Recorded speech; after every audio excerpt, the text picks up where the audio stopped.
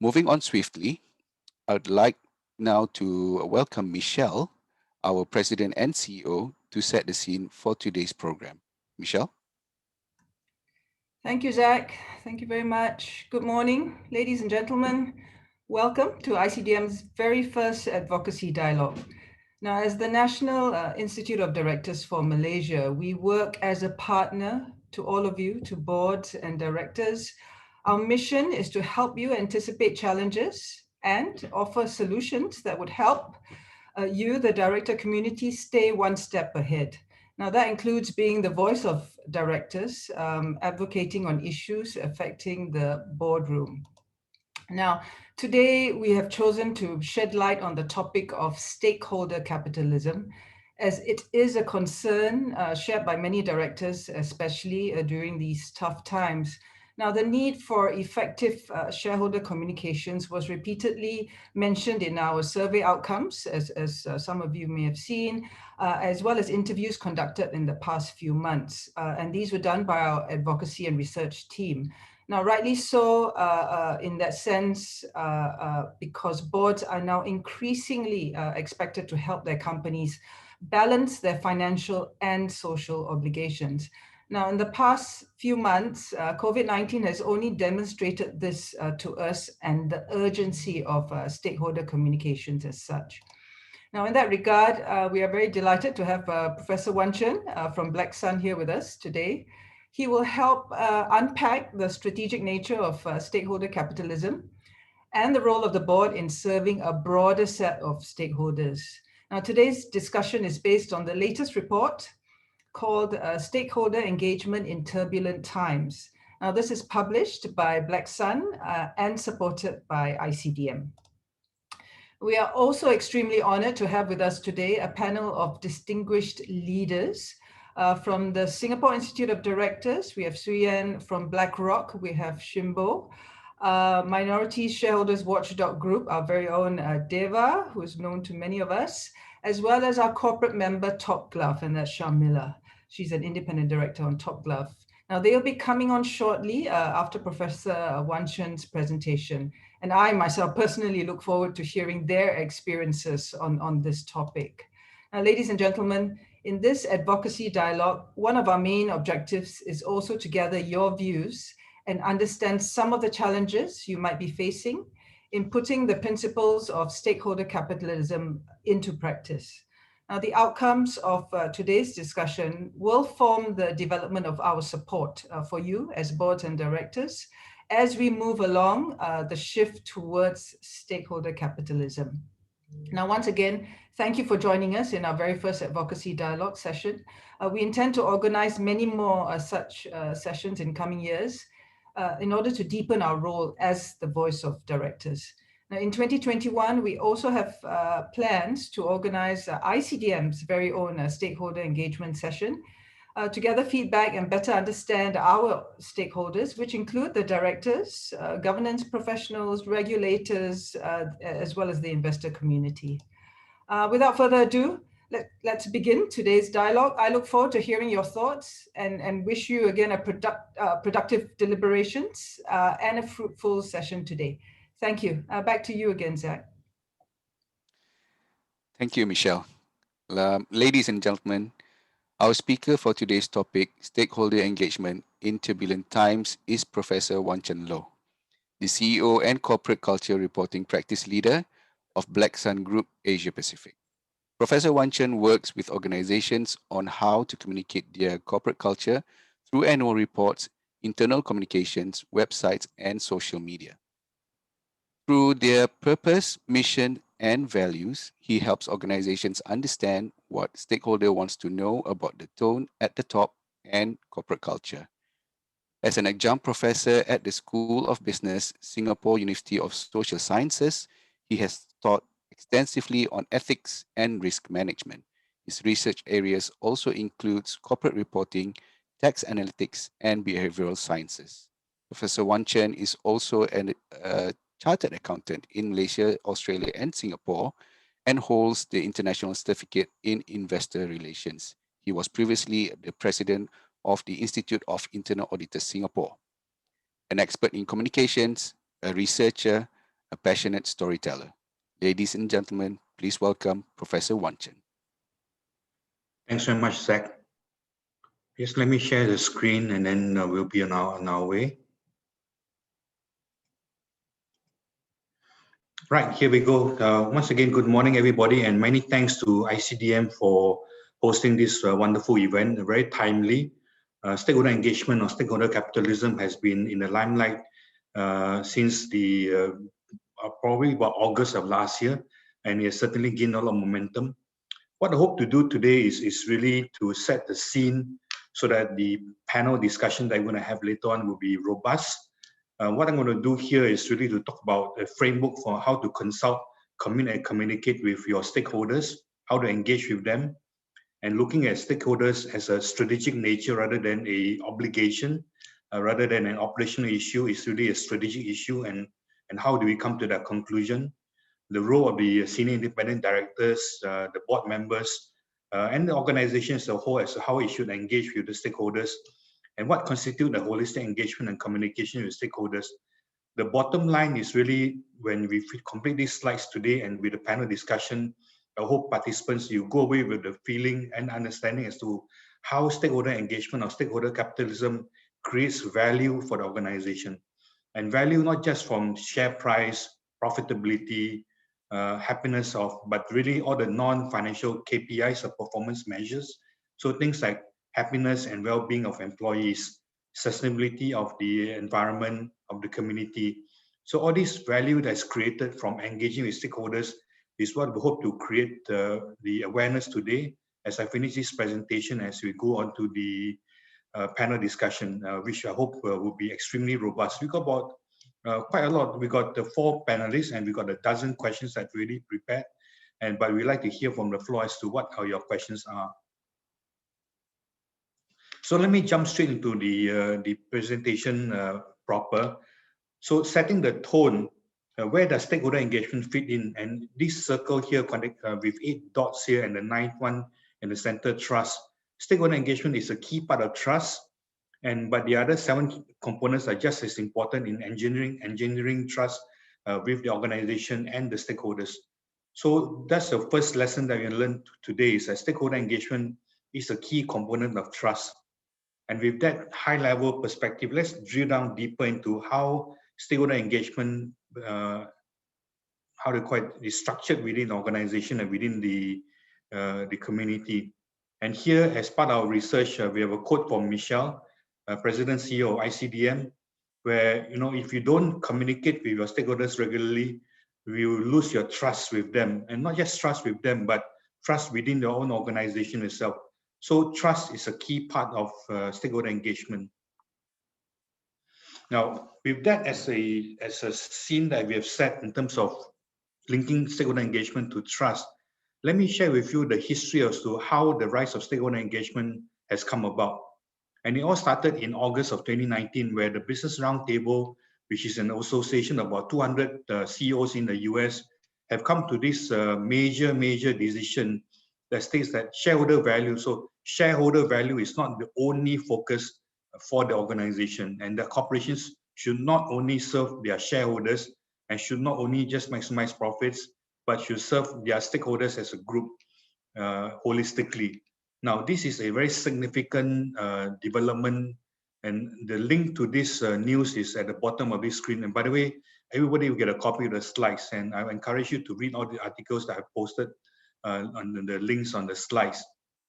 But certainly in August of 2019, there was a milestone decision by the Business Roundtable to lift all the other stakeholders on par with the shareholder.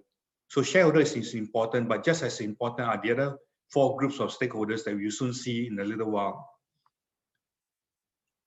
But at the same time, while we say that stakeholders are just as important as the shareholders or the other stakeholders, if you see this quote from the CEO of BlackRock, Larry Fink, CEO Chairman of BlackRock, and it's great that we have Shinbo from BlackRock on our panel later on, and can ask him about Larry Fink's quote or so as part of the Q&A.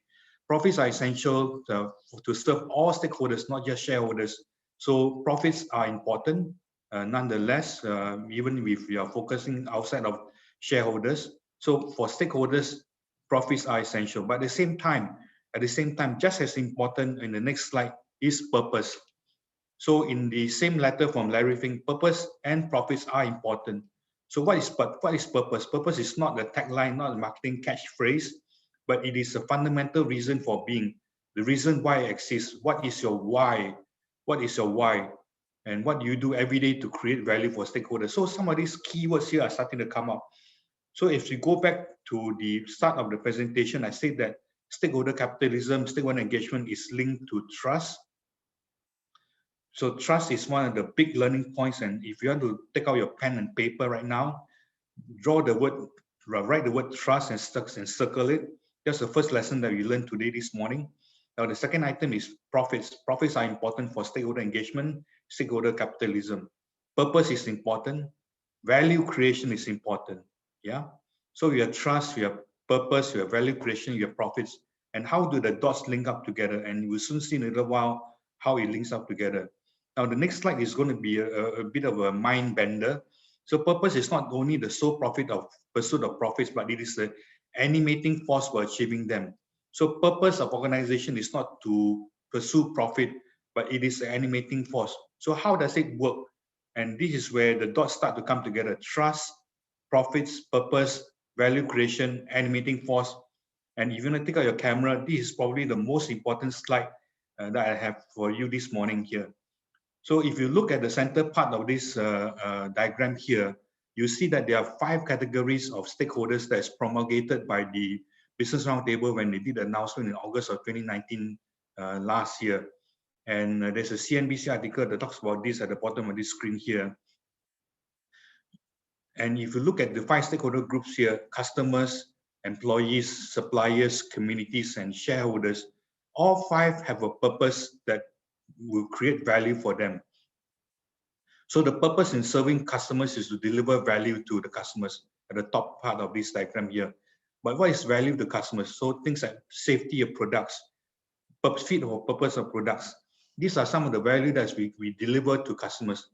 What do we mean by investing in employees? So things like a safe and a well-described job, a fair job, well-remunerated job, fairly remunerated. This is the purpose in which you invest in employees. How do you deal fairly and ethically with suppliers?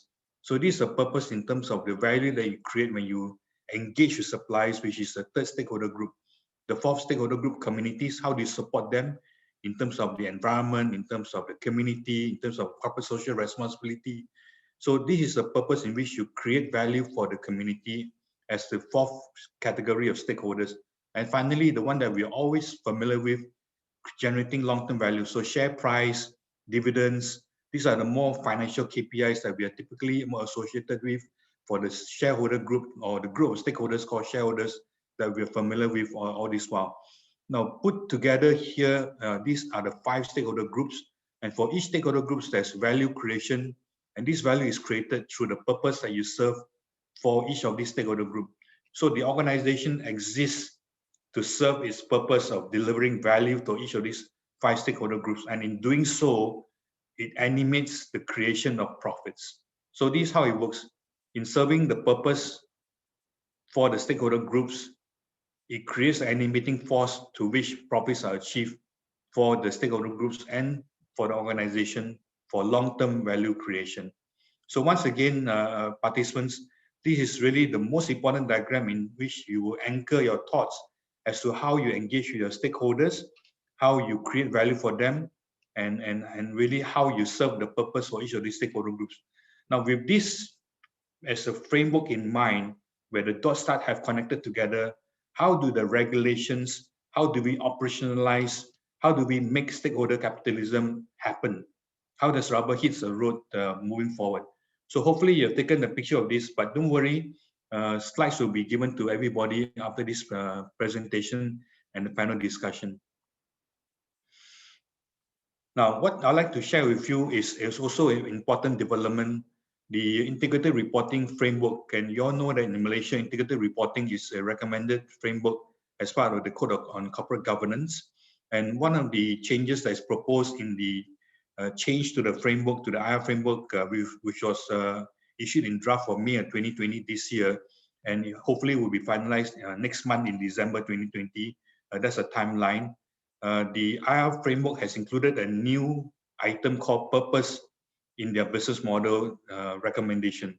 So in the past, as you develop your business model in your integrated report for listed companies on Bursa, this is the typical familiar octopus diagram that you see here.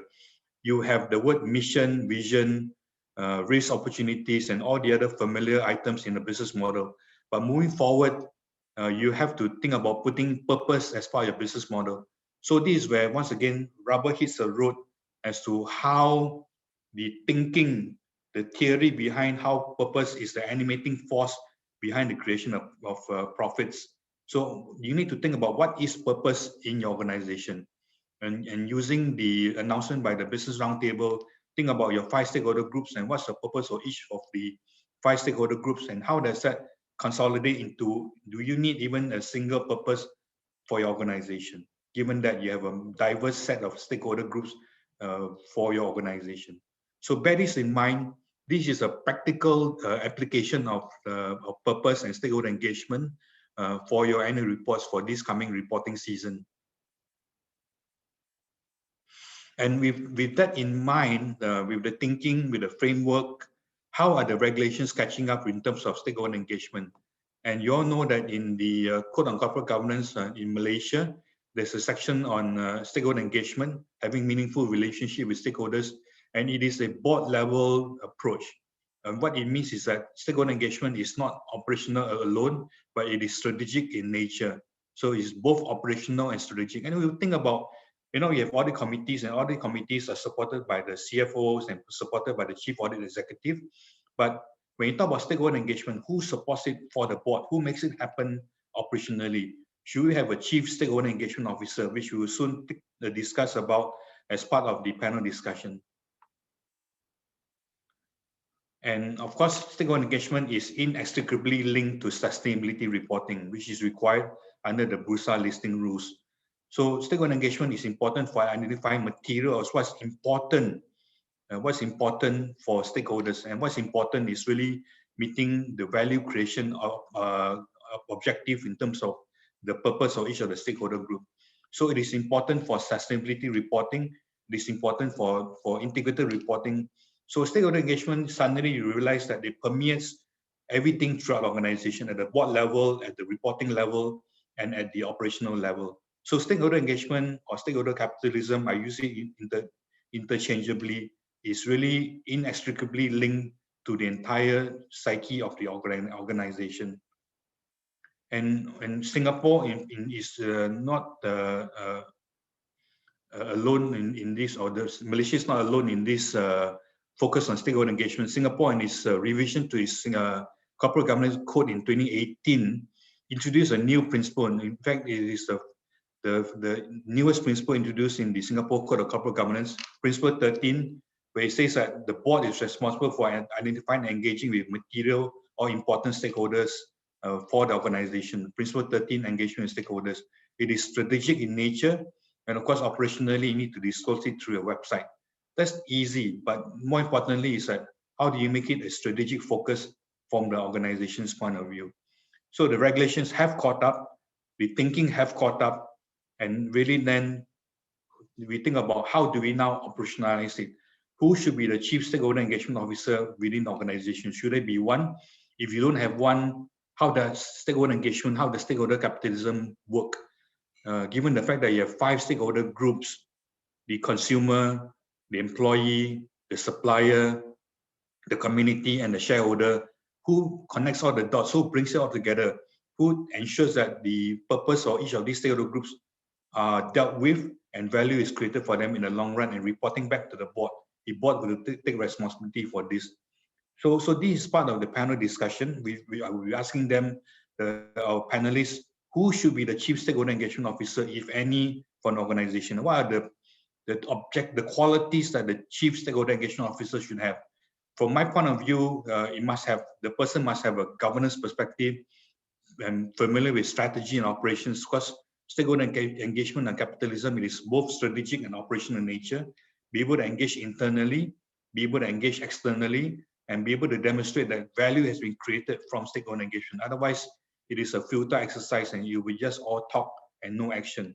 So remember, stakeholder engagement must be strategic in nature, must create long-term value creation from strategic engagement or stakeholder capitalism. So I will be posting these questions to the panelists, and hopefully, and not hopefully, well, definitely, they'll be giving us a very in-depth perspective from their point of view as to should we have a chief stakeholder engagement officer.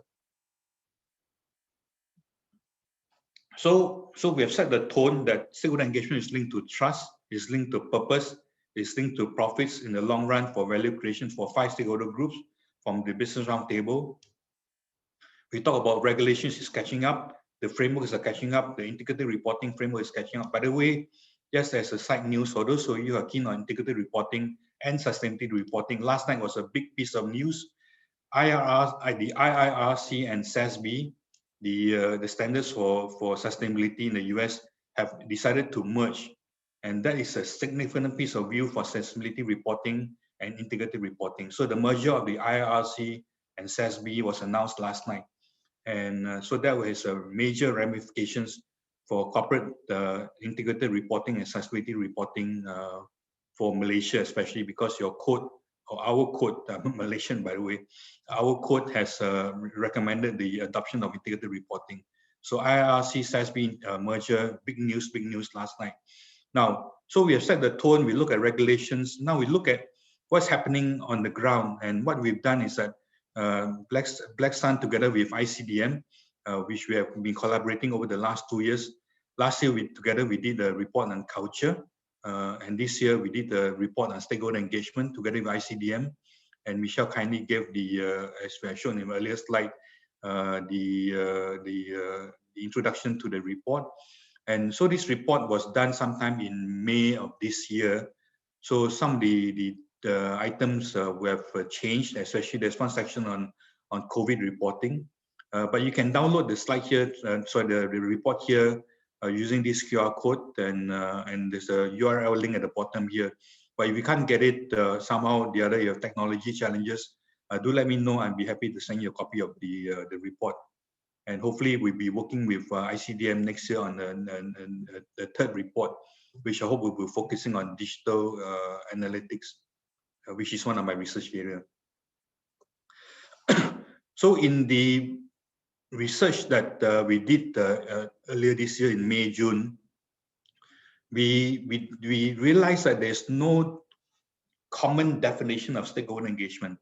We did our research, we scoured the internet and research around the world, and there's no common definition of stakeholder engagement.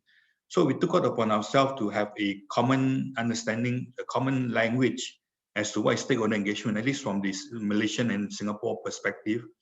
And here, stakeholder engagement, we believe, is a strategic process of consulting with stakeholders on matters that's important to them and the company. So both to the stakeholders and to the organization, matters which are important. And you realize that these have some of the common words are linked to sustainability reporting. In fact, just as a side point, I believe that sustainability reporting should be prefixed with another term called resiliency. So resiliency and sustainability reporting, integrated reporting, it is all a strategic process of consulting and engaging with stakeholders on matters important to both them and the company.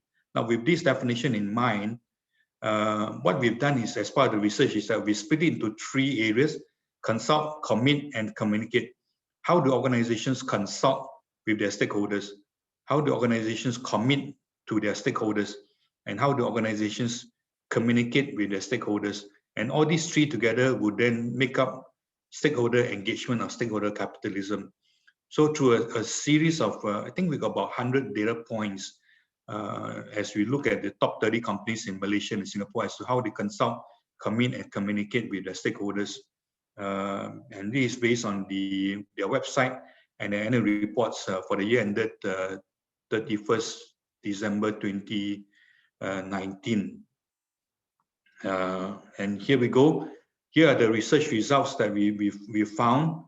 And this is the research results based on how organizations consult.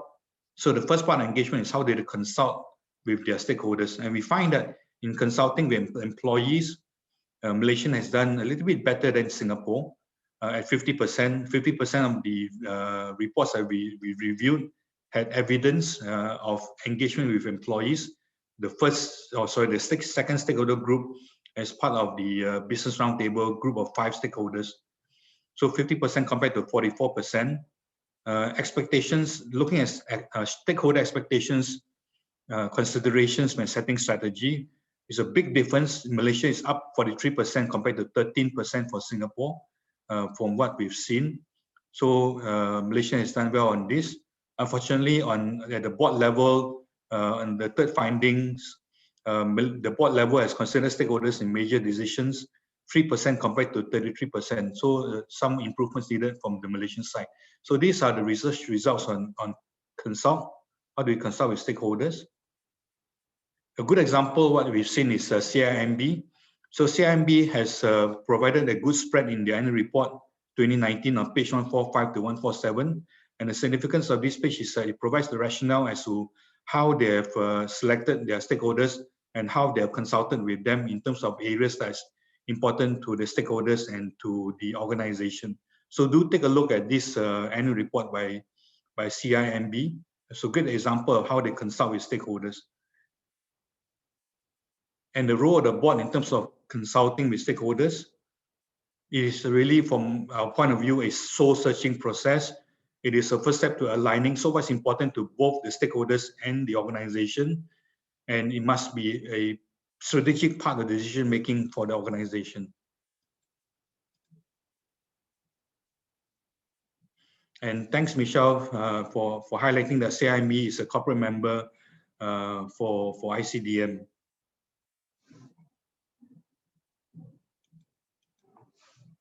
I'm mindful of time, so I'll quickly go through this. But so don't worry, you have a copy of the slides once again to go through the detailed research. Business models are important as part of integrated reporting. So the business model making a wider commitment to a broader stakeholder value, 57% compared to 27% for Singapore. So well done, Malaysia.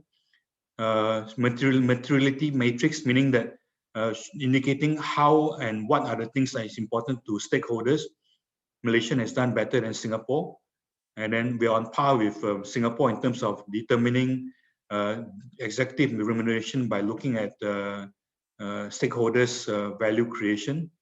So 7 and 7%, both are still very low, even though they're on par. So there's still a long way to go in terms of making sure that when you remunerate executives, you take into account value created for stakeholders as a whole, not just share price or profits. In fact, in the Singapore Code of Corporate Governance, it is very clearly listed in the code that value creation must be taken into account when remunerating executives. So that's important, it's embedded in the Singapore Code. And the second good example on committing to stakeholders is really Sime Darby. Their annual report just issued 30th June 2019 on page 34 to 35. Here in the business model, they've indicated how value is created for stakeholders. So do take a look at this business model that was developed for Sime Darby. You can see here value created for shareholders, for customers, for employees, for partners, and for the community. So these are very good examples here. And the role of the board in terms of committing. So this is where you need to set the tone from the top, making sure that stakeholder engagement is a strategic matter and embedding your stakeholder engagement in all your policies and frameworks. And how do you embed it? So this is where the question then need to be asked, who helps embed it in all the policies and frameworks and procedures? This is the role of the Chief Stakeholder Engagement Officer, and who is that person? And the final piece of the research that we have wanted to share with you is how do you communicate? So in addition to consulting, in terms of committing, how do you communicate with your stakeholders? And here a good example is the chairman statement. I know that in Malaysia, chairman statements are not mandatory based on the listing rules, but whenever there's chairman statement covering stakeholders, Malaysia has done better than Singapore at 80%. explaining how they engage with stakeholders, 86% compared to 77% for Singapore, and the presence of a stakeholder rep on the board or committees, 7% compared to none for Singapore. So still a long way to go for both Singapore and Malaysia in terms of stakeholder presence, representative on the board or committees.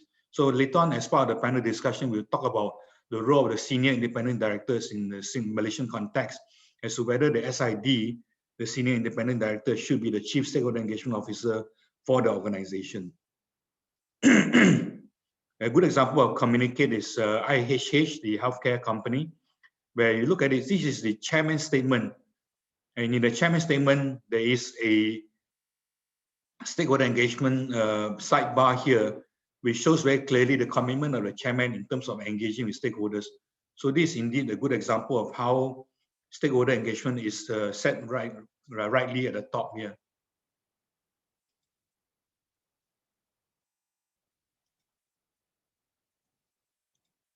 And finally, the role of the board in terms of stakeholder engagement, how do you communicate? So get your leaders talking, chairman, CEO, head of departments, and not just through the annual report or the integrated report or the sustainability report, but websites, road shows, investor day briefings. It is important when you talk about the commitment of value creation. When you communicate it broadly from a stakeholder perspective, broader stakeholder perspective. Have a stakeholder champion. So who is this person?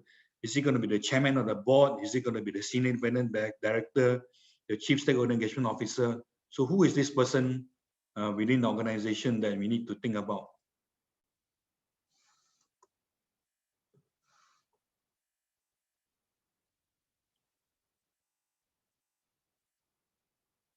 And finally, having the continuous ongoing conversations with stakeholders. And the last couple of slides, in terms of stakeholder engagement during COVID-19,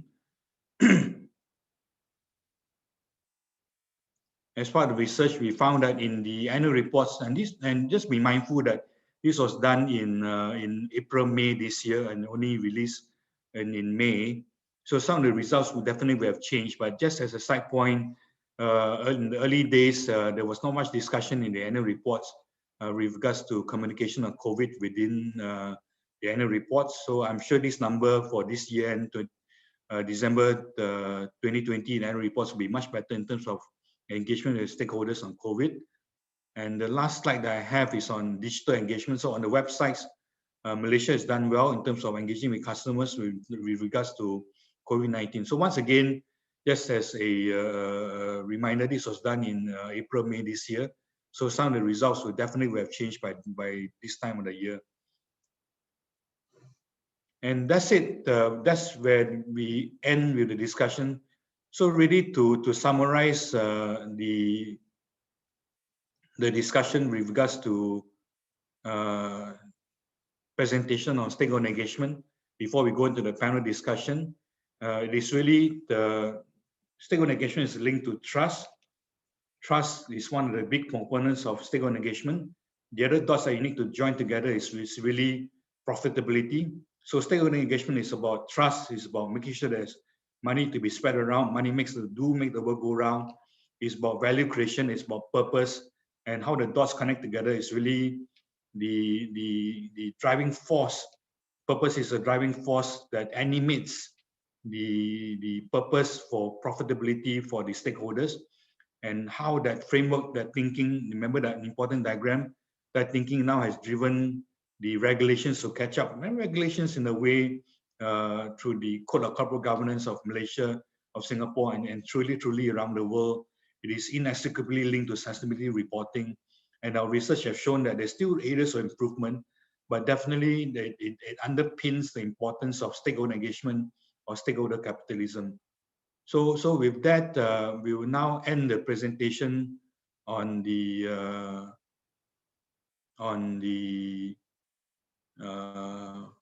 presentation of the stakeholder engagement, and soon we will bring upon the panelists. So maybe over to you, Zach.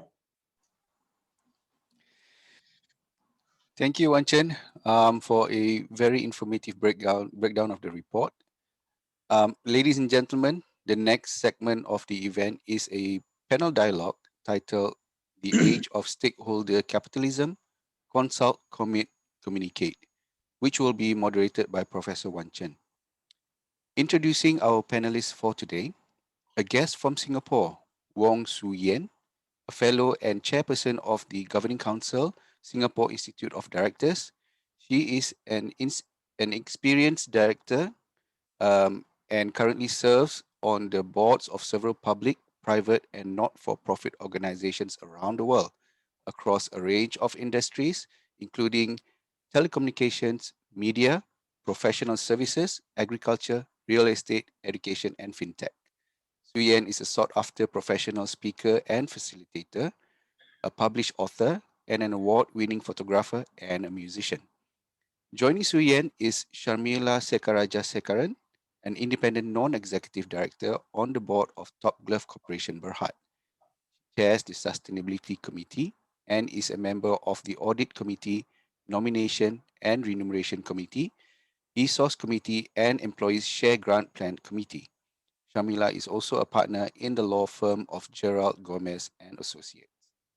We are also delighted to have Shimbo Won, who heads the BlackRock's Investment Stewardship BIS team for Asia ex Japan. He is responsible in engaging with investee committees in the Greater China, South Korea, and Southeast Asia markets on behalf of BlackRock's clients globally. And last but not least, Mr. Devanesan Evanson, the CEO of Minority Shareholders Watchdog Group, MSWG. He is a qualified accountant, FCCA, who is also a chartered member of the Malaysian Institute of Accountants and fellow member of the Institute of Internal Auditors Malaysia. Devanesan retired in 2010 after serving Bursa Malaysia for 18 years and is an adjunct professor at the University Kebangsaan Malaysia and a member of the Industry Advisory Panel of the International University of Malaysia, Wales. So here we have a diverse line of panelists to gain insights from different experiences and perspectives. With that, I hand over the session back to you, Professor Uantchern.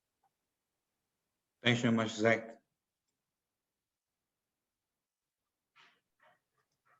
Zach, you let me share screen. I want to bring up the questions. Thank you. We got quite a few questions coming up from the floor. Value creation. How do you measure value creation? How do you execute? How do you implement linking value creation and remuneration? So keep the questions coming. We'll definitely be answering them as part of the panel discussion as we go through the discussion with them.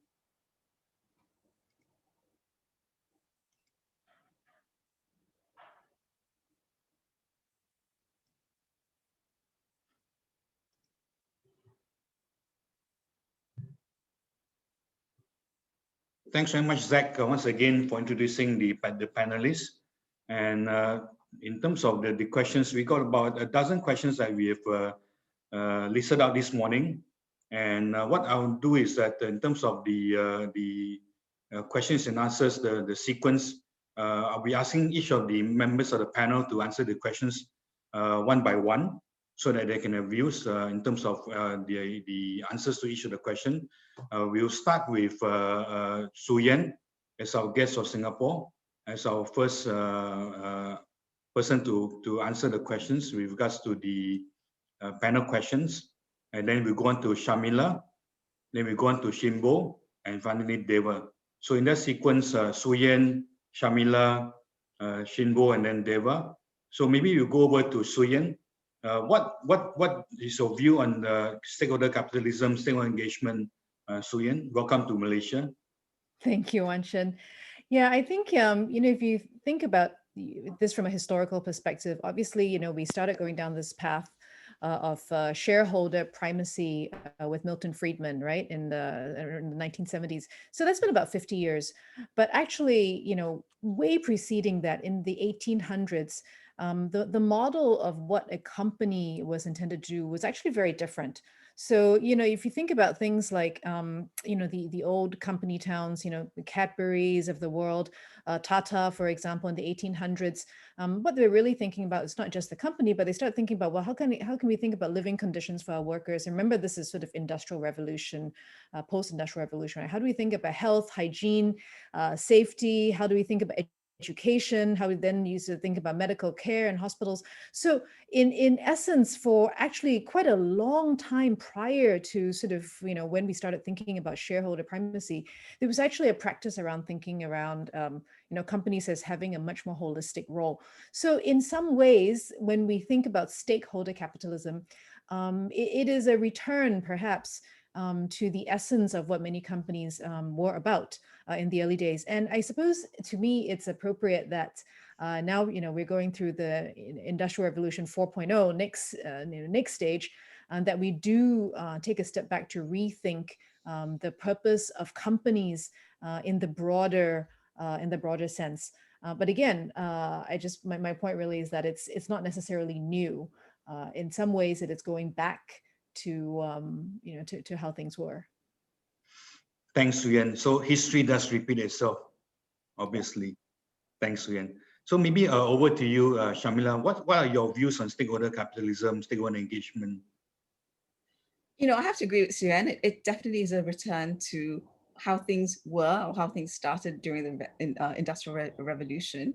But, I think it's something that is here to stay. We have to accept it and deal with it. Stakeholder capitalism and shareholder primacy, I don't think are mutually exclusive. There are certainly things that can coexist and need to be considered together in parallel for boards. And it is something that I think while we do focus on stakeholder capitalism, the need to ensure that the shareholders is considered and taken care of is still there. And it's something that we need to learn how to balance, really. For example, institutional investors are not going to take kindly to taking massive financial risks without some measure of control for themselves or some level of certainty. But like I said, it's not mutually exclusive.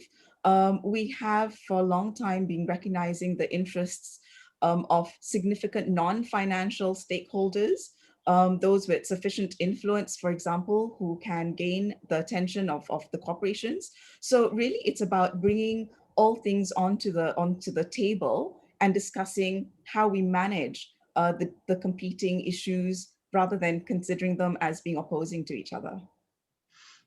Well said, Shamila. It is not exclusive, but it's intertwined in terms of stakeholder capitalism. Shimbo, over to you. Stakeholder capitalism is a great platform by BlackRock. Larry Fink, a great proponent. Your views on stakeholder capitalism, Shimbo?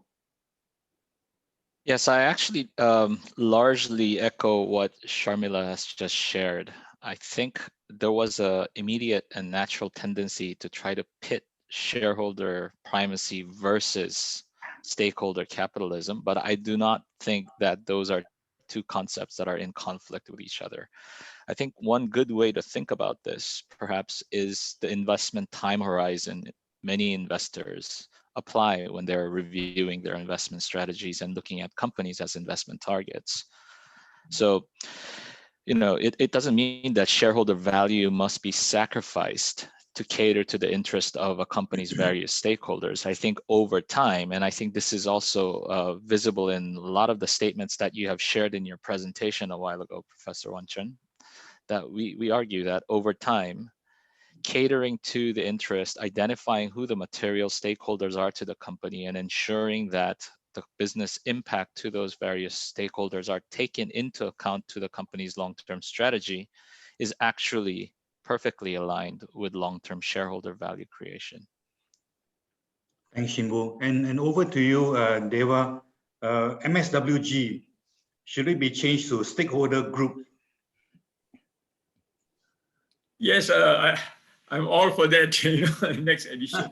But really, Uantchern, when you think about the definition of or rather the company under the Companies Act, when you talk about the fiduciary duty of a director, it says the director owes the fiduciary duty to the company and not really to the shareholders, So as we know that, the company is a legal entity by itself. So we are actually talking about the company existing very far into the future. While certain shareholders may have a very short-termish view in terms of just a profitability, share price, and dividend yield, but really it's about the company existing ad infinitum, really, And of course, we know that these stakeholders are very important. Unhappy employees don't contribute. Unhappy suppliers, don't really supply good stuff, and also customers. If they don't see value, they don't get satisfaction, they don't buy.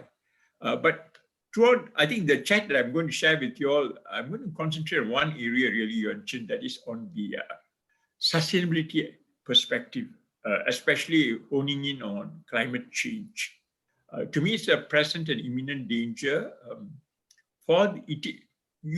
Companies must address this climate change issue and the environment issue if the company wants to exist. So from the board of directors perspective, if we say that it is their duty to act in the best interest of the company, that they must, by extension, take care of the stakeholders. And I like to really hone in on those two areas, the environment and sustainability, specifically climate change.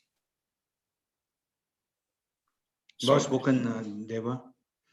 So with that, what we have is really a very broad definition of stakeholder engagement, stakeholder capitalism.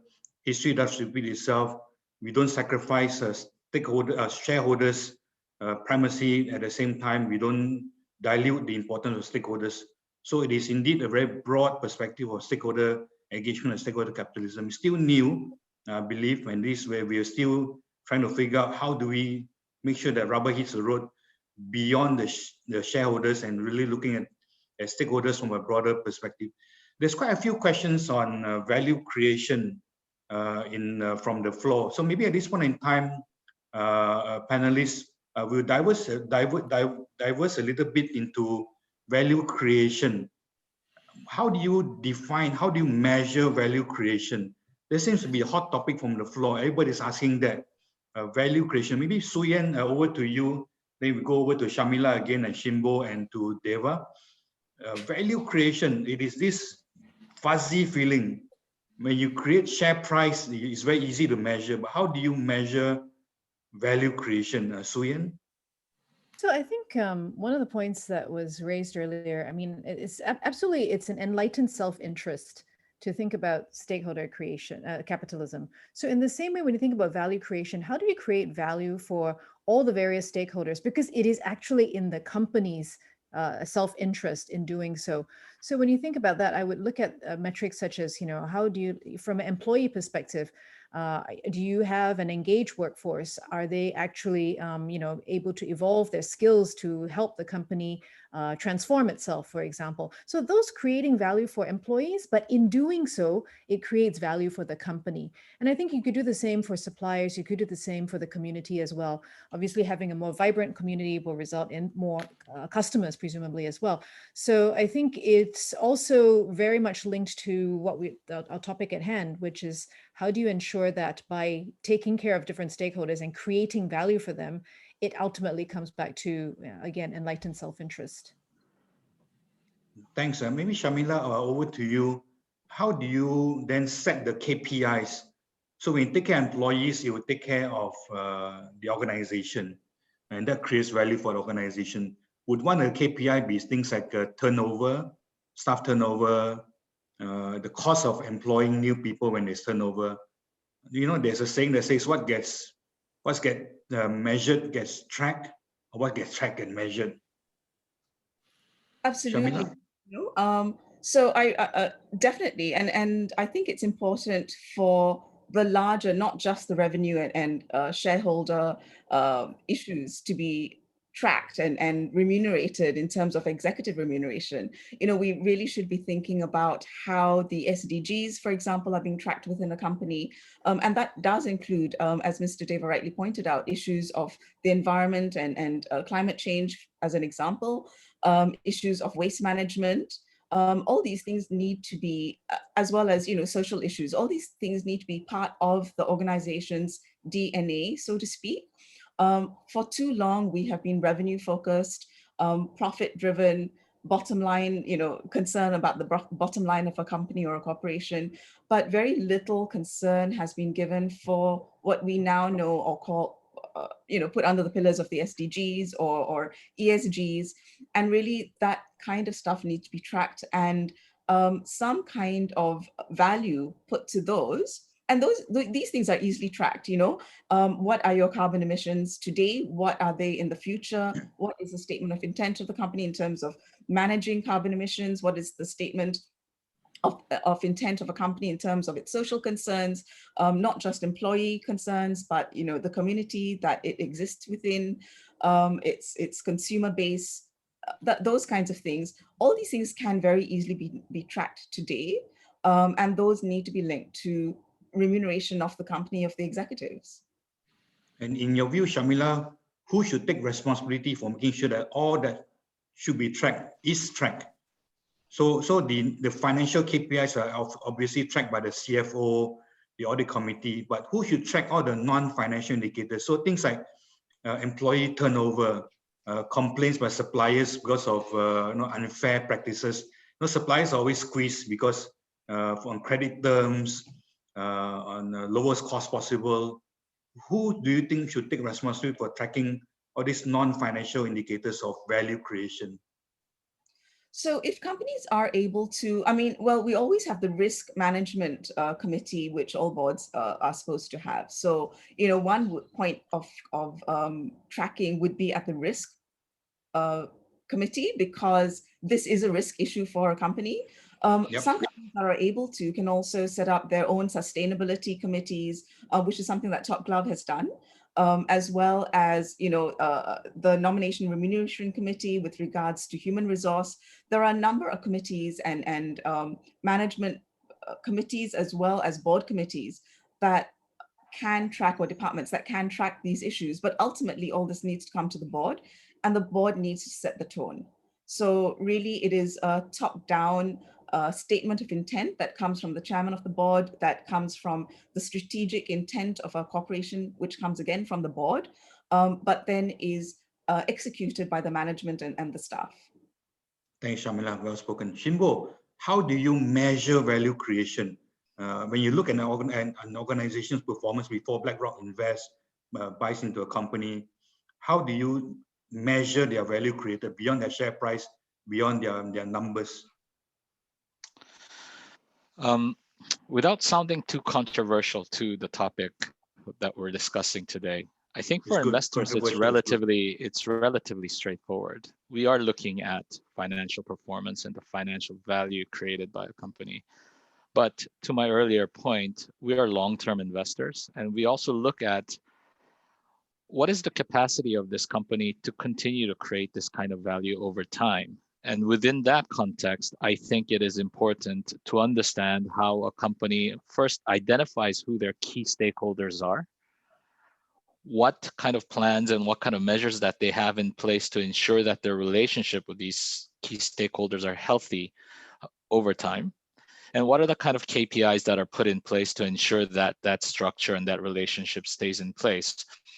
I don't think stakeholders are equal to all companies. I think these are very, very individual definitions for each company, depending on their strategy in the business domain that they're in and so forth, and also the operating environment that they're in. So these are the kind of things as investors and as shareholders, we would like to understand the company to articulate to us as one of their key stakeholders. I hope that made sense. In terms of operationalizing it, making it happen so that companies can do it as they are part of their DNA, what will be your one recommendations to companies to demonstrate to you that they are taking long-term value creation seriously?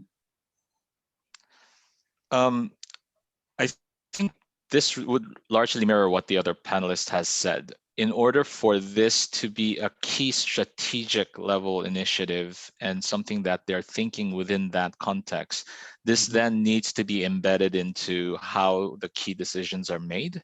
And oftentimes the most long-term key decisions are being made at the very top, at the board. How is this integrated into the company's roadmap going forward? And what are the kind of structures then that need to be in place so that even when the board of directors are not going to be able to oversee these issues on a day-to-day basis, there are people on the ground that are managing these issues, whether that's from a risk perspective or whether that's from promoting the company's stature or image or reputation within the broader community, that there are structures and policies in place to make sure that what has been agreed as the key priority and as the culture and as the purpose of the company is then being implemented on a day-to-day basis. Great advice, Shinbo. So participants, that's really a great piece of advice as to how an investor looks at the organization. So not just embedded at the tone at the top, not just part of the board agenda, but really operationalizing it, making sure that it's part of your policies, procedures, your framework, embedding it in everything that you do. So Deva, would you ask these questions at AGMs? Would you ask the board, the chairman at AGMs, how do you embed value creation within the organization? Yes, we do. Currently, we are targeting the bigger capitalized companies to create awareness because they are in a more pivotal role. They can make a greater impact compared to the smaller PLCs. We have started asking questions on sustainability, and especially like I shared earlier about the climate change governance and how they are contributing, what have they achieved, what are their plans into the future, and what are the milestones that they have set for themselves. But going on to this value creation measurement, Uantchern, I'd just like to share some thoughts. Sure. You want to measure value creation really, there are two ways, in my opinion. One is using the index and the feedback. We always have this employee feedback, annual employee feedback index. So you have an index. We also have a customer satisfaction index. Some companies carry out, these surveys on customer satisfaction, and likewise, we can have similar things for suppliers and communities. So what we end up is a kind of a percentage or an index, which we hope to improve year on year. That is on the index perspective. But the other perspective on value creation is really in the share price. You see, markets do give a premium for the way a company treats the stakeholders. It could be due to institutional investors because they are driving force. They tend to invest in companies that treat the stakeholders very fairly. And also because investors see that the company can exist very well into the future in harmony with the stakeholders. And that value is already there in the share price, but you can't really identify what portion of the share price is due to that. Okay, so it's there. Companies and investors do pay a premium for companies that tend to value stakeholders, at the same time ensure that they can continue very well into the long term. And how do you, Deva, if I can delve a little bit deeper, how do you make it a science? A lot of the questions that I hear from the participants and also from companies that I speak to, it's easy to measure a share price, but when you say value creation is embedded in share price, investors think to count of it. How do I know that a company is either overvalued or undervalued because of value creation, the intangibles? Okay, that is an inexact science, but let me hazard maybe not an answer, a perspective perhaps. When you see two similar companies, both commanding different prices, for example, two banks or two plantation companies, you look at their PE ratios, you look at the share price based on the PE ratios, you look at the share price based on the asset backing, two plantation companies or two banks, and yet you see that one company is consistently being valued higher in the market compared to the other. So there must be an intangible element. And I don't see that this intangible element is completely due to stakeholder engagement. It could be other things like, the integrity of the board or the competence of the board. It is there, but you ask me how to exactly, isolate that particular portion of it. I think that's going to be very tricky. How would you get companies to disclose value creation in their annual report? Say, for example, should the Bursa have a requirement as part of the listing rules to say that have a page to have detailed in very detailed discussion how you created value. So currently, what we've seen, the discussion is probably very high level. So they say that we created value for employees, we created value for suppliers, but should we have some kind of index, some kind of more detailed presentation? Okay, we may be in danger of micromanaging from the regulator's perspective. Already there are enough committees, and as you know, Uantchern, in the listing requirements, there are required disclosure in relation to sustainability. But offhand, I can think of the balanced scorecard as one approach, actually. It's not available to the shareholders and to the stakeholders, but if more companies adopt the balanced scorecard, the 4 quadrants and balancing all perspectives and introduce these 4 categories of stakeholders, that would be useful.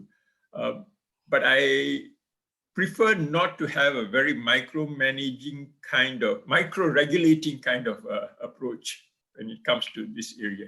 Maybe not just yet. Suyen, how about your view? How do you get companies to disclose value creation? Are we going to micromanage? And we'll come to Sharmila and then Shinbo. Are we micromanaging when we say disclose value creation? I think one opportunity to actually have more disclosure is around the remuneration drivers.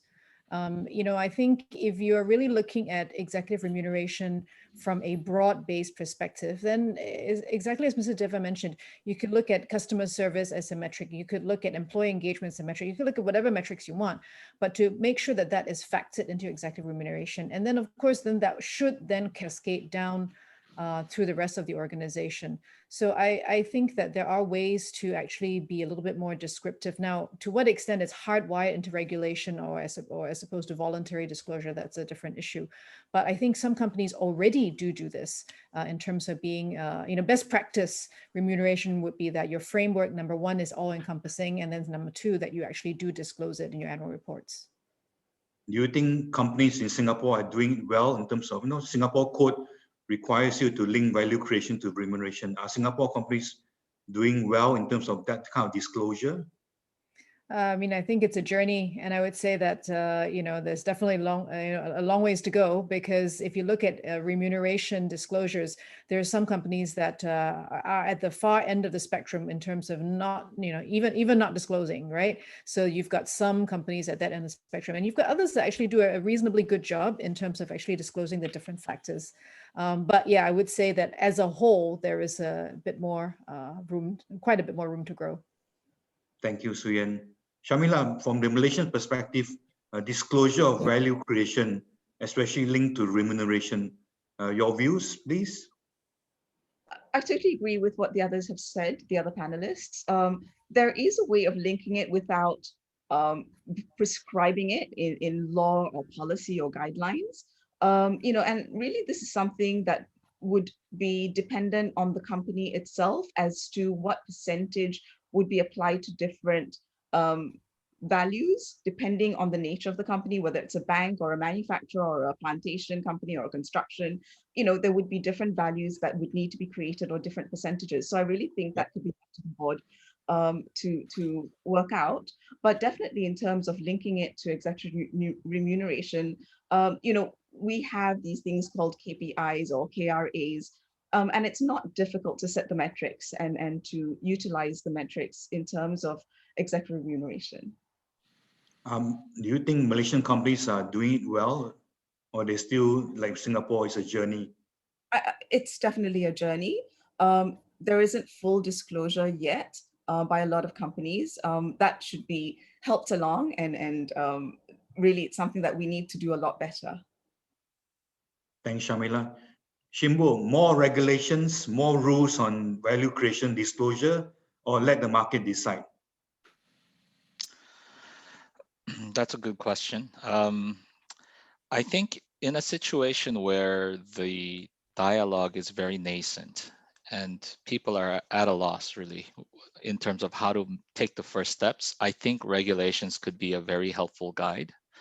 But to Deva's earlier point, if there is a very granular definition of this value should be measured by X and that value by Y, then you're basically giving another set of template for companies to easily just tick the box and ultimately become not as useful for the stakeholders who need that information.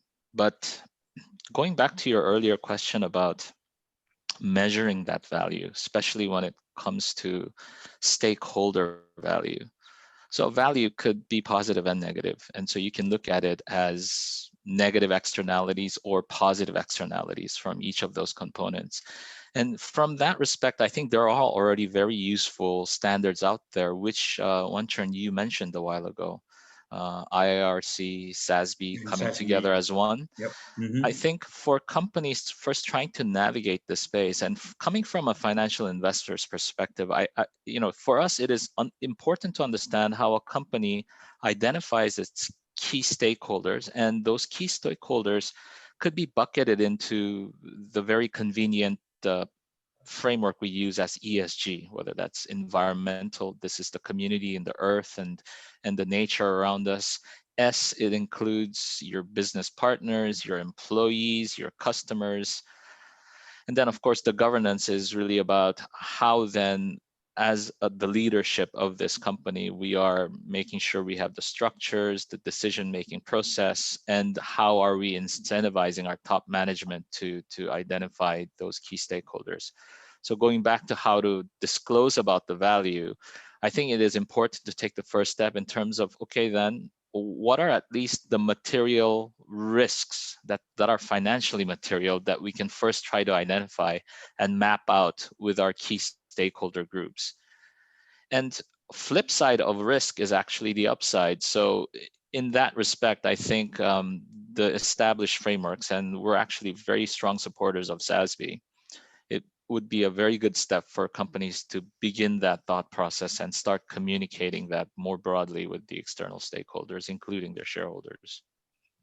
Thanks, Shimbo. We'll go in a little while to Suyen to talk about pandemic and how it has changed stakeholders. But good point, good guidance, Shimbo, on BlackRock's support for SASB.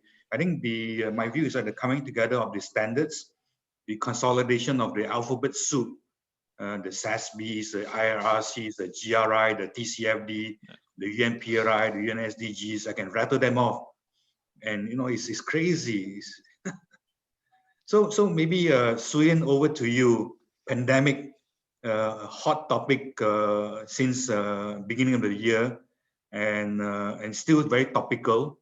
How has that affected stakeholder engagement from the board's point of view in engaging with them? Then we'll go over to Sharmila, Shimbo, and then back to Deva again. Pandemic. So pandemic is really one example of a crisis. So would other crises show how boards evolve? So Suyen, over to you. Well, what they say, there's nothing like a crisis to focus the mind. And from the various boardroom discussions that I've been in, I think one of the things that I have noticed is that clearly boards have taken a great degree of interest in other stakeholders. Again, back to the point of enlightened self-interest. If your employees are not healthy and they're unable to come to work, that's going to affect your business. If your supply chain is disrupted because your suppliers have problems, that's going to affect your business. If the communities that you're in prevent your employees from getting to work, that is the second order of impact. It's not just your employees, but the community. So every single board discussion that I've been in invariably now starts with, or at some point has a discussion around the pandemic, how it's affecting the business, which invariably talks about the different stakeholders. So in a way, it's been a good opportunity, I would say, for businesses and boards to really be thinking about the linkage between the business and the broader stakeholder community. So that's been my observation in boardroom dialogues. I'm not sure about others. How do we learn from this, Suyen? People see this as a blip. When the pandemic is over, which I hope it will be, then is it back to business as usual that the engagement with stakeholders suddenly gets toned down because there's no crisis? How do we keep it up? Yeah, I guess there is that risk. But one of the things that I'm also noticing is that because by now the pandemic has been going on for quite a while, it has built new habits in organizations and in boards. You know, if the pandemic was here and gone in 3 months, I think the chances of us going back and sort of being this blip would have been pretty high. But by now, I have a reasonable degree of faith that we have new patterns of rewiring the way we think about businesses, rewiring our organization process, rewiring the way we think about what's important in terms of, from a board perspective, in terms of the kinds of conversations that we have. It's basically surfaced a lot of things to brought a lot of things to the surface. So I actually think we're building new muscle memory. Thanks, Suyan. Shamila, have we been rewired? Has the pandemic rewired the thinking of Malaysian boards? Or when the pandemic is over, will we go back to the same old business as usual? No, I have to agree with Sian that, you know, the length of time that this has taken for us to get over, and we're still not over it, you know, we're still having multiple waves of the pandemic coming back, and you know, even the vaccine, we're told, will not find solutions for all this until the end of 2021, really. So, you know, I totally agree with Sian that this is here to stay. The way we do things, the way the board thinks has changed, and you know, it's very hard for us to go back. There are certain, you know, our stakeholders have certain expectations that have been set now with the engagement that is happening. And I don't think they're going to let go so easily either. So definitely things have changed. What has really happened, I think, on a lot of the boards in Malaysia and most likely around the world as well, is that there has been a greater tone coming from above, from the leadership, about how much care is important, care and concern, how much of a heart of a board is important. And it's not just financially driven. It is, our heart does matter in terms of our stakeholders, primarily our staff, our employees, as well as the community around us. So it is about ensuring that the board remains sustainable. You know, if you have an entire board that is in lockdown and unable to work and provide leadership and guidance for the strategic guidance for the company or the corporation, because they're all, you know, under COVID quarantine or in a government, you know, health facility, that's going to have a problem for the corporation. So, you know, there's been a greater concern about each other, both at the leadership level, but also at the worker level. But also, I think there has been a greater focus on the boards in terms of having a longer term view, testing their, it's been an opportunity to test and revise business continuity plans, because, you know, what we do see is that it's not just the short term that we need to be concerned about, but it is the longer term viability of a business that is important here. So, and also how we communicate, how we engage with all our stakeholders, not just the suppliers, not just the end user of our products, but really how we engage with everyone around us has become very, very important in you know, and that's what this whole pandemic has taught us, really, I think. So there's indeed a silver lining in the cloud. Yes, I would agree with that, definitely. Thanks, Shamila. Shinbo, over to you. Are we rewired, or will we be unwired when things go back to normal? I certainly would hope that it's the rewired rather than unwiring. And you just mentioned silver lining to what we've been going through. I think COVID really was the litmus test for many companies out there, in terms of, we have policies in place, we have procedures in place, whether that's business continuity, supply chain management, risk management, and all that. I think this was a litmus test to see if those things actually work. So many companies came out with very different results in terms of how those policies and procedures they had actually works in the time of crisis when they're supposed to work. And I think that rewired the thinking of many leadership, including boards, that, okay, this is not just something that's nice to have and we just need to sign on. This is something that we need to test, and we need to ensure that they are working when the time comes for them to work. So in that respect, I think there was a positive for what we go through. And I think the discussions have become a lot more real. Another silver lining to COVID is based on our discussions with several board members of the companies we invested in, and also from our clients who are the investors that invest through us. They're seeing a strong parallel of COVID with climate change. It is a force of nature. It is extremely quick and global in its reach and impact. And it takes collective effort to address these issues. And I think you've seen that from the kind of fund flows in the industry as well. There were a lot of companies earlier on the year when this COVID became a global pandemic. There was a period of time when we've seen extreme volatility in the stock market. There was a lot of sell-off, people trying to get off risk, go back to cash. And that happened right around February timeframe. So if you look at most of the other funds, and we specialize in ETFs, there was an outflow from traditional ETFs throughout the first quarter, beginning in the middle of February. But even throughout that turbulent process, we've seen very strong and steady inflow into sustainable funds. And that trend has been continuing throughout the rest of the year. We have seen about 50% plus growth in our sustainable funds compared to the year end last year. And there is some learning there. Investors have seen that companies that are strong ESG performers who have been managing those kind of risks well are actually showing more resilience in a downturn that was represented during that quick volatility period we had in the early part of the year. And I think there's now more faith that, okay, sustainable investing, sustainable companies, ESG strong companies, ESG friendly companies, there is an element to resilience in how these businesses operate. So from a company's perspective too, I think there's a lot of takeaways here. This is not just something we need to do to sound like we're nice companies, that we're good companies. It is about, it is about strategically going forward, who are going to be funding us and where is that funds coming from, particularly from the institutional side of that funding business.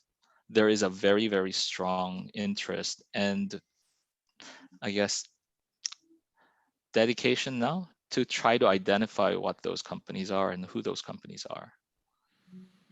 Thanks, Shimbo, for the deep insight, especially linking the pandemic to climate change. In Malaysia, for those who are not aware, Bank Negara is going to make it mandatory for banks and financial institutions to disclose on climate change with regards to the TCFD. So TCFD is a task force of climate-related financial disclosure, which discloses how climate change has an impact on your bottom line. So it's not mandatory yet, but Bank Negara is really talking about making it mandatory for banks. But in the UK, by 2025, it's going to be mandatory for all listed companies in the UK. So climate change, TCFD, pandemic is all coming together, ESG, sustainability. So Deva, finally over to you. Has the pandemic changed companies irreversibly, or is this just a blip and they're going to be back to the bad old ways, or good old ways, business as usual? I think it will never be back to normal. In fact, they're talking about the new normal, Uantchern, and really, what we realize is, like, for example, employees. At one time, I shunned the idea of working from home. But now, thanks to the pandemic, I know it can be done. And I find it difficult, at least at MSWG, to ask staff to come back to work once the pandemic is over. Because they do deliver. They meet their KPIs while at home. So that's going to be something that's going to continue, I think, even when the pandemic goes away. And as for myself, I used to go out and do my marketing and buy things at shops and hypermarkets. But now I've learned to order things. I'm now waiting for my doorbell to ring, for the delivery. So you see, from a customer's perspective, from an employee's perspective, and even from a supplier's perspective, all the hypermarkets and supermarkets are offering online ordering services now because they know that's the only way to survive during this pandemic session. So I don't think we'll ever go back to the norm. Yes, those are some of my thoughts. It's a new normal, as they keep, so cliched but so real. So great. So from Deva, it's a new normal. From Suyen, it is rewired. And for Sharmila, it is the new way of doing things. From Shinbo, it's about climate change. So the pandemic silver lining, it is the new thing that is probably what we call, Suyen called the muscle memory that is now being built into the DNA of the organization. But with that, now there's going to be more work for the board, more work for the organization, because it's now front and center. How do you balance all these new voices that suddenly come up from the clouds, the new classes of stakeholders? So it's not just the 5 stakeholders as indicated by the Business Roundtable. It's beyond the consumers, the employees, the suppliers, the shareholders, the community. We have talked about regulators, even your competitors, the students, the academics, the universities. So Suyen, how do you balance the voices of the stakeholders? Who gets first bite the cherry? Yeah, Uantchern, you started out by talking about trust. And I actually think that's one of the foundations around how you balance the voices of different stakeholders. Why do I say that? Because at the end of the day, what I think is important to sort of creating this this new version of the future is that the stakeholders need to all sort of be aligned around issues of common concern. I think where it becomes, when you start talking about balancing the voices of stakeholders, that inherently suggests that, that one side is right, one side is wrong, one side has more, one side is less, or that they're at odds for some reason. But if everybody has a common perspective around what the intention is and what those outcomes are, then everybody is naturally balanced. So what I worry about is when you have a situation where stakeholders are sort of fractiously divided. So when you have in certain situations, management thinks a particular way and the unions think a particular way, or the board believes a certain perspective and management has a different view, or a company thinks a certain way and the regulators have a different view. When you get to that level, then it becomes very difficult, so to speak, to balance the voices. But if in fact there's this trust and working towards common objectives, then actually, everybody's basically on the same page. So that would be my my sense around how you have to build those connections to be able to forge this forward. Can I be cheeky and say, is it compromise? Do you have to compromise, or do you have consensus? And how do you build that? Well, look, I suppose in, the way life works is that sometimes there are trade-offs that need to be made, right? That's the way life works.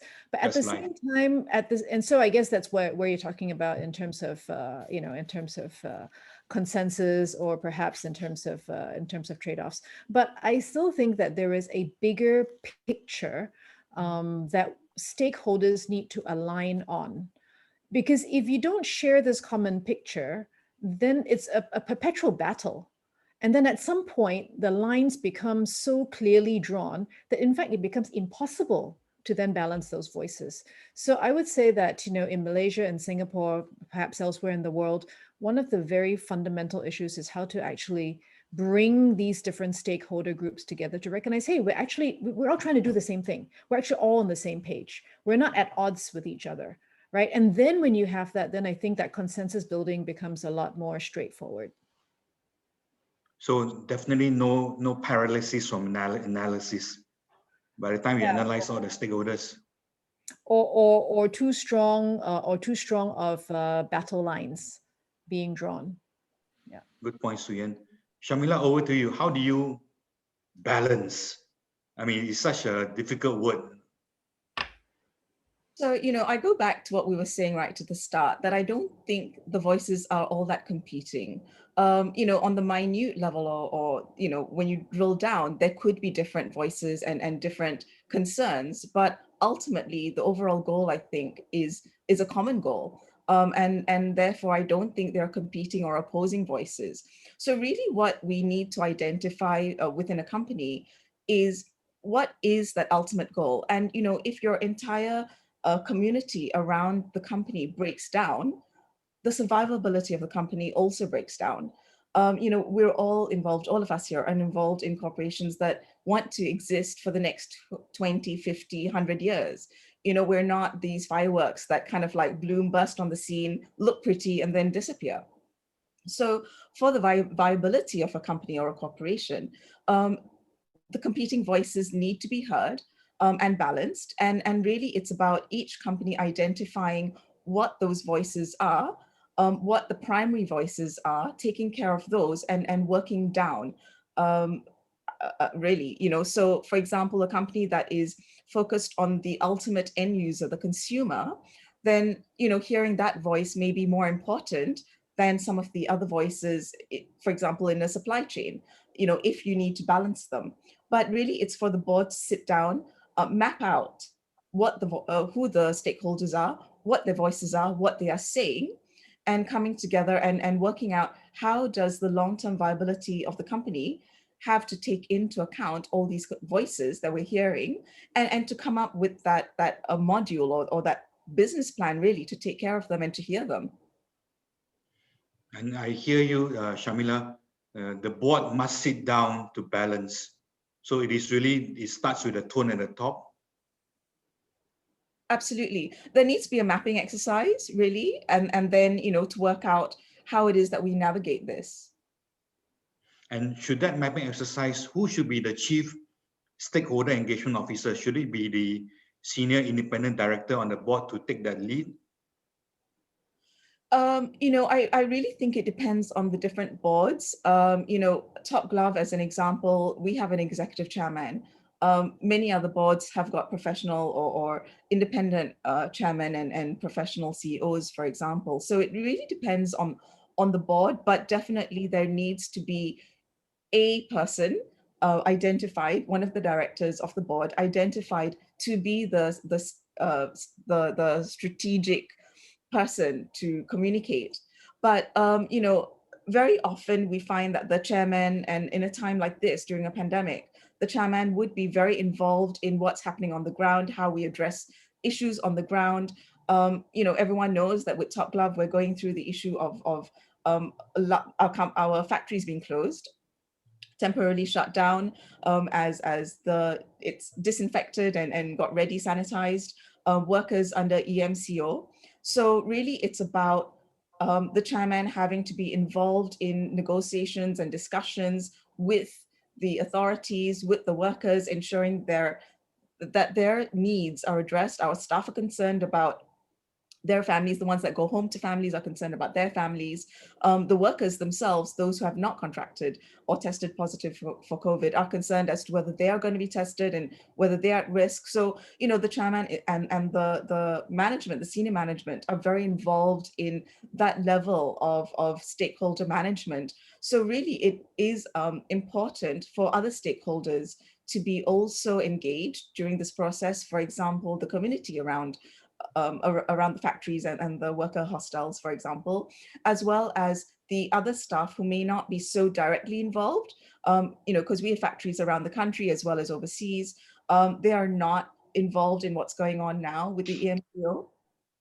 But really there needs to be someone who's engaging with them and telling them and comforting them and ensuring that their welfare is taken care of and that they are not concerned or overly anxious about what is happening to their colleagues on the ground. So having whether it's a senior independent director or a lead director or chairman, identified for this purpose, there definitely needs to be someone identified to engage with the kind of wider stakeholder group.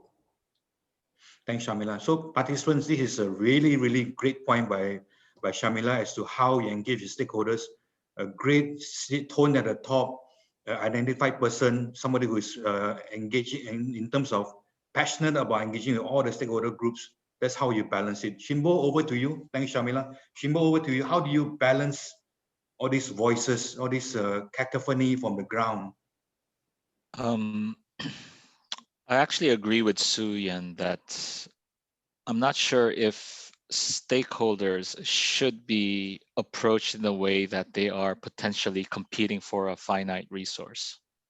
I don't think that is the right way to approach it. I think stakeholder as a group are literally one of the most important voices that a company needs to make sure that they're listening to. that how they evolve the relationship with them is embedded into the company's long-term strategy, or the trust word that you used, I would almost equate that to their social license to operate. If that relationship with any of these stakeholder group is destroyed to an extent that is so bad that that trust is gone, I think that is a situation where many people would say that company has lost its social license to operate. And so from that respect, I think many companies have been identifying their key stakeholders and have been managing these relationships for a very long time. They just never used the term that we're using today, stakeholder management. It could have been embedded into their daily risk management practices. But I think right now, given that interconnectedness of each of these stakeholder groups, for instance, your employees could be your own customers. Your business partners could also be your customers. And we are living in a state where these various stakeholders and their voices, they have a platform to become a lot louder than they used to be ever in the history of business. And so understanding what their concerns are, hearing their voice, and making sure that these issues are indeed, to Shamila's point, something that is mapped out and embedded into the company's strategy. It is a matter of both risk management and also long-term value creation for that company. Thanks, Shimbo. So really, balance is a state of mind for organizations, and making sure that things get done rather than trying to have this mental gymnastics about is it balanced or is it not balanced? Yes, absolutely. Because to my earlier point too, I think the key stakeholder to any company would be very different from company to company. So I think that is where you really do need that strategic thinking, that mapping out exercise from the people who knows this business well and who understands where they want to take this business in the future. Thanks, Shimbo. And over to you, Deva. Final question on balance before we try to look at the questions on the floor. We've answered some of them already, but we'll go to the questions on the floor. But before that, Deva, over to you. Should we have a stakeholder annual meeting? We have a shareholder annual AGM. Should we have a stakeholder GM to hear their voices so that it's all balanced? Uantchern, you're far ahead of time. You're very well into the future. But coming back to your earlier point about who should be in charge of this balancing act, I do agree that it must be a board agenda item. Somebody from the board, it must be driven from the top. Otherwise, it will just fizzle out. You must put the monkey on the board's back, really. There must be an identified director who regularly addresses the board on these issues. Maybe a pragmatic approach to this balancing amongst the stakeholders is to start from the premise that do no harm.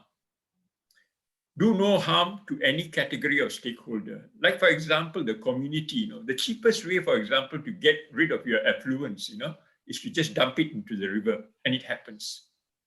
The cheapest way to clear a forest to plant oil palm is to burn it. So this is harm. This is harm. So a pragmatic approach for the board perhaps is to say that look at our stakeholders. We don't want to do any harm to our employees by underpaying them, give them a fair wage, or OSHA, safety and health must be provided. Our community, no affluence, no pollution. And then proceed to elevate all your stakeholders to a higher plane, to a higher level. Just my thoughts, Uantchern. Now, that's a very good principle to adopt by looking at doing no harm. So whatever you do for each of the stakeholder groups, the starting point is do no harm. And I think nobody can argue with that. And with that as a starting premise, you start to get that balanced mindset rather than trying to balance the views of, you can never balance everything. I think if you can do that, you end up juggling all the time. So with that, thanks, Deva. So let me look through the questions on the floor. We've answered largely most of them already. We talked about how do you measure value creation, how do you link remuneration to value creation, and really How do you balance?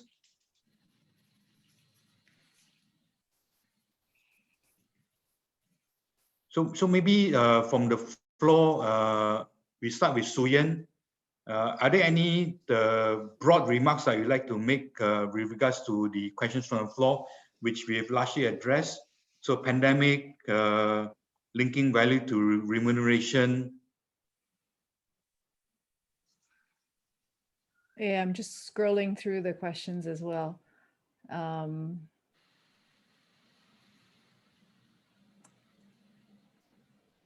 Actually, I think we've touched on, I mean, in some form, most of these questions here. Yep, that's right. Yeah. So maybe a couple of questions in terms of how do rubber hits the road? What would be a key takeaway for organizations with regards to stakeholder capitalism, engagement management? What would be that one lesson that participants can hear from you so that they can go back to the table after lunch? It's going to be after lunch because before lunch, everybody's hungry. After lunch, what would they do when they sit down at the table and say, I will do this now with regards to stakeholder capitalism? Otherwise, you know, so let's make a list for Christmas. Christmas wish list. What would that Christmas wish list be? Let's say starting with Suyen. Yeah. What would be your advice be for participants? I would definitely start by re-looking at metrics. I would sort of say, okay, well, how are we actually measuring success as an organization? And make sure that that's embedded into, you know, basically top level management, remuneration and performance indicators. Designing the right metrics is actually very difficult because very often, you know, metrics, if designed incorrectly, can have, you know, perverse outcomes as well. So I would put a lot of attention into ensuring that we have the right measures along all these different dimensions to drive the desired behaviors. At the end of the day, you know, a lot of this is around the behaviors or the actions that companies take. So how do we ensure that we are looking at, you know, I mean, turnover, for example, using turnover, that's an outcome, right, of what we do with the employees. So looking at things, for example, much more like, well, how do we look at employee growth, for example? I think that's actually a more interesting metric. So how do you look at whether they're actually evolving their skill sets and whether they're actually able to help the business transform, right? Things like that. Or even looking at things like social impact, environment, absolutely, right? So how do we actually develop a much more comprehensive scorecard? I've seen a lot of scorecards we all have, and unfortunately, many of them are very, very simplistic. Because we like to measure easy stuff, right? Easy things are easy to measure. ROI, ROC, yeah, easy things, exactly. EBITDA. Yeah, but increasingly, I think when you put your sort of mind to what is it that's important for a company, and Shinbo's made a great point earlier that every company is different, so you can't really be prescriptive about this because different industries, different dynamics. To actually look at all the operational metrics, figure out the weighting, right? And then actually you can mathematically do this. It's definitely possible. But whenever I look at issues where there's some sort of company in the headlines for the wrong reason, and there've been lots, the first thing that comes to mind is what was in their metrics that caused that to happen. Whether it's a Wells Fargo or whether it's a Volkswagen, any of the situations, I'm willing to bet that very often it was because the metrics were not done correctly. So by extension, I would say to drive stakeholder capitalism forward, you got to really look at the metrics. Yeah, so stop focusing on the rear view mirror, which is your ROI, your ROC, return on capital, return on investment, EBITDA, net profit, net margin. All these are historical figures. And so let's have more looking forward, the windscreen rather than the back mirror, the rear view mirror for organizations. So that's a good wish list for participants, Suyen. But how about for yourself? What's your Christmas wish list for stakeholder capitalism, stakeholder engagement? I would come back to one of the points that Shinbo made earlier, which has to do with time horizon. So my wish list actually is that we, you know, collectively have longer time frames around performance. You know, if you have what is it? What this is staying from one of these movies. Everything will be okay in the end. And if it's not okay, it's not the end. So one of the things really is, to have a broad enough perspective so that we can actually take the steps that are required to put all these different factors. And I do agree with the point that Shimbo made, which is if you take the right time horizon, doing all these things ultimately is what ensures that the business is sustainable. So that would be my personal wish list. Thanks, Suyen, for that wonderful wish for Christmas. Over to you, Sharmila. What's your Christmas wish for our participants in terms of what should be on their list? So what should they do after lunch? I think they should all go back and map out who their stakeholders are, identify who the key stakeholders are, and come up with a really robust designed engagement mechanism, because how we engage with different stakeholders will be different. And they really need to focus on how the stakeholders, what would be most effective and convenient for the stakeholders, rather than just the company. So, it's about prioritizing or kind of like rebalancing the priorities in terms of how we engage with the stakeholders. And also, I think it's important for boards to report back to its shareholders the fact that it has engaged with stakeholders, who the key stakeholders are and how they've engaged with them, and how they are taking on board the views of the stakeholders when making decisions in respect of the company and in respect of the long-term growth of the company. So we can see that in the past, the organizations that have done well, that have moved up in terms of market capitalism and survivability, are those the ones that are able to strike a balance between the short and longer term strategies. So really, it's about reporting back to the shareholders as to how we are engaging with our stakeholders. So mapping and engagement would be the key issues, I think. That's as a well, good. and as well that's as a good one. Yeah. what they need to do also, I think, is reflect on how decisions that they make are going to impact on all stakeholders. So it comes back to that really when we map and engage. A fair bit to do, but definitely when you can tap out your lunch, you can work over it during lunchtime.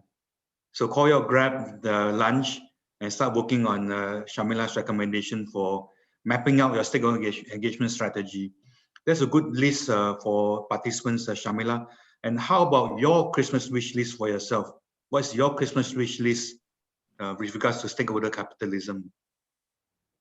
I think that we come on par really, and we start engaging with stakeholders in a more meaningful way rather than from a checklist and ticking box methodology. That's another very good one. We just tick too much of the box. I mean, look at sustainability reporting. Is you tick the box, you comply with GRI. So let's move away from that and towards a more value creation mindset, I believe. Shimbo, over to you. What would be your words of wisdom from BlackRock, from yourself, for our participants? Well, I wouldn't dare say wisdom, but again, I think I might sound a bit controversial here. I think it is critically important, as Sharmila said, to be able to communicate that thought process of mapping out who the stakeholders are and how the company is reporting on that.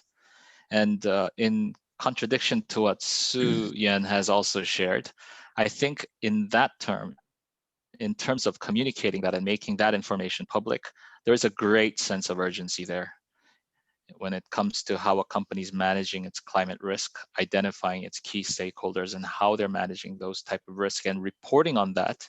There is a great sense of urgency. In terms of how that plays out into value creation, there are a lot of shareholders who would be very happy to be patient to see that materialize over time. So that's where we are more patient. When it comes to reporting on identifying what are those key issues, I think we're less patient. And I think we have been very public about that opinion. So that would be my first Christmas wish. Hopefully that the companies could also take into consideration. And being greedy, I have another Christmas wish.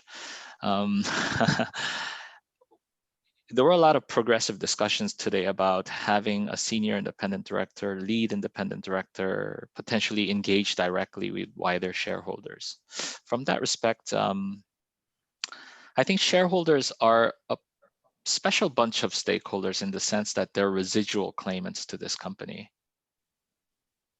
And so their vested interest in this company is directly aligned with the company's performance.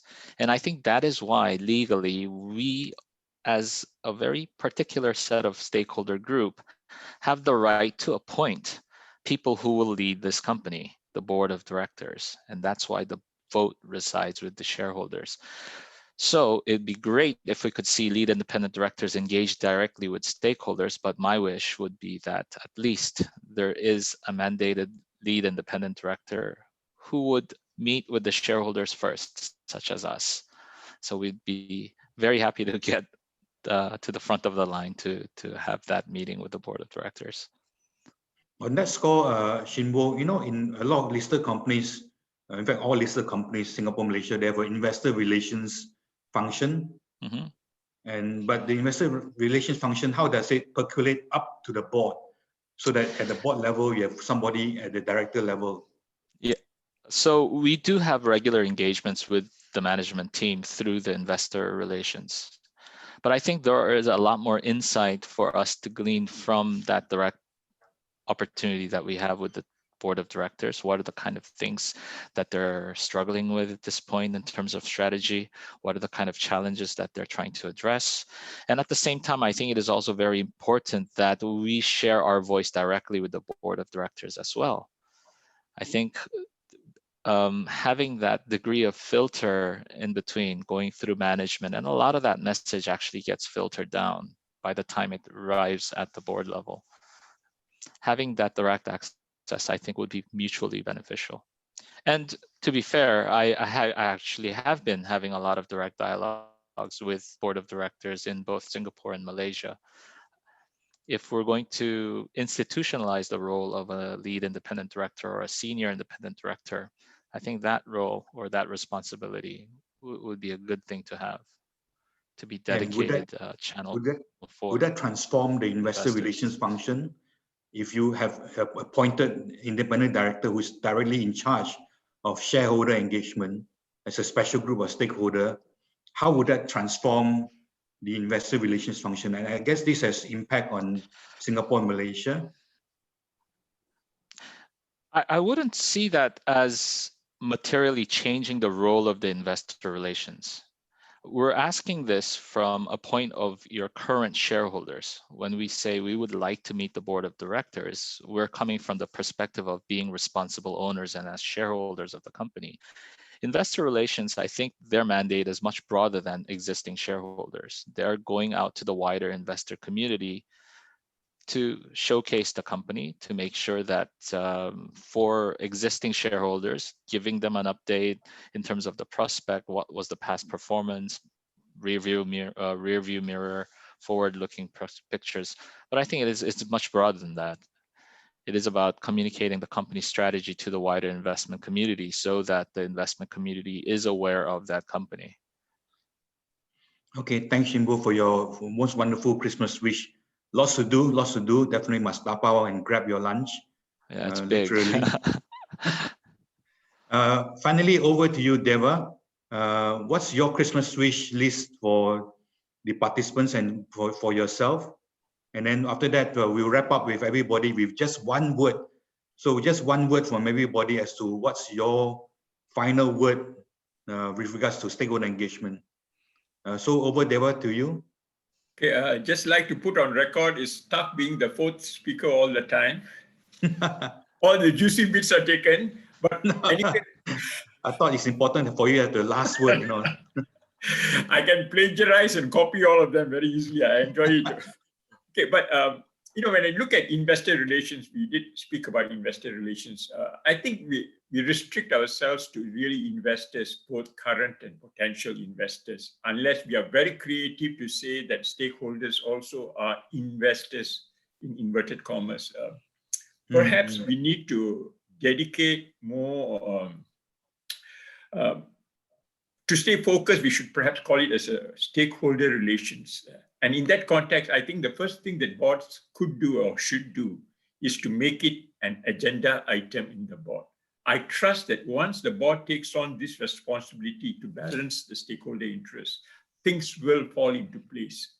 How they structure it, how they operationalize it depends on the size of the board, perhaps, and the size of the company. You may want to set up a stakeholder engagement committee, or it could be a board level subcommittee. That's a different matter. But the starting point, the catalyst itself, it must be an agenda item, and it must be good suggestion is to dedicate one director at the board to look into this and to report back to the board. The second point that I'd like to share is something that it's a general saying, really, that it's not about what you do with your money, but how you make your money for PLCs. It's good to write a check for all these stakeholder causes, your annual dinner for your staff, the school that you're building in your community. But it's also important how you make the money before you write the check, ethical business, really. The third point is actually based on what Su-Yen mentioned, really. She quoted the example of Wells Fargo and KPI and Volkswagen. And really, yeah, that's right. So one way is to make these stakeholder interests a part of the KPI. At the same time, I think I'm reminded by the saying that there is such a thing called the perverse KPI. Almost always, when things go wrong, like in these examples, and even Toshiba, and so many other examples, even in Malaysia, you will find that very often, more often than not, there was some perverse KPI involved. And this perverse KPI or this perverse target encouraged wrong behavior and unethical behavior. So, KPIs are good, stretch KPIs are good and legitimate, but I think we should be mindful of perverse KPIs, which force our engineers to tweak with the machines, to come up with different emissions. And yes, on that note, I think climate change, to wrap up, Uantchern, climate change is something that's very important. It's imminent. Many countries in the world have committed to 2050 for neutral carbon emission. China said 2060. And this is one area where both the government, PLCs, and I know for a fact that institutional investors are playing an important role by choosing their investee companies. Thanks, Deva. And we will start with you, Deva, on just one word to wrap up our discussion this morning. It's really been great, great participation from the floor, from the panelists. So Deva, over to you. Just one word. How would you characterize today's discussion? I think today's discussion was very educational and enlightening and illuminating, even for me, that that we go back to the definition of corporate governance. It talks about shareholder value at the same time taking care of the stakeholders also. I think we need to come up with new metrics. Like you rightfully started off today, Uantchern, by saying the four stakeholders and the shareholders, and going back to the board as an agenda item. Okay, agenda item number 3. Thanks, Deva. Shamila, just one word from you as to how will you characterize today's discussion? Sorry, for me too, it's going to be 2 words: enlightening and absorbing. It makes me want to rush out, and I've got a list of things that I want to do now. So skip lunch. Well, pack lunch and work at some of the stuff that we've been discussing. I've got some wonderful ideas from the other panelists, so thank you to them as well for their sharing. Thank you, Shamila. Su-Yen? Yeah, I would say holistic, because I think we've had a holistic discussion, and engaging. I think we're really talking about how to, engaging on lots of fronts. One, I've certainly learned a lot from the other panelists, but also engaging in terms of how we engage with stakeholders. I think that's the takeaway word for me. Thank you. And finally, Shimbo, your final words. Personally, grateful. I'm very thankful for the wisdom that was imparted on me today by our other panelists. Hopefully, as a takeaway, I would like to say governance issue. I think a lot of what we talked about today really can be boiled down to governance issue. Thank you. And with that, on behalf of the ICDM and from the participants, thank you, panelists Shamila, Suyen, Shimbo, and Deva for your most valuable time, and for the participants for your most valuable time over the last couple of hours in terms of your contribution to the questions. And over to you, Zach, to close us off. Thank you, Uantchern, and also to our panelists. A very engaging and eye-opening dialogue session indeed. But before we go, we'd now like to have a photo session with Uantchern and also the panelists. So don't forget to put on your best smile, yeah? Okay. Ready? 1, 2, 3. Say cheese. Okay. Right. Before we end, thank you again, Professor Uantchern, the panelists, and also everyone who attended today. Please don't forget to leave your feedback by scanning the QR code or link on the link available in the chat box. We will be having our special Power Talk Global series for the whole week of 7th December. So do check out and register for your upcoming events in December. We hope to see you again soon. So take care, everyone, and hashtag stay safe. Yep. Thank you. Thank Thank you. you, everybody. Thank you, everyone. Okay. Thank you all.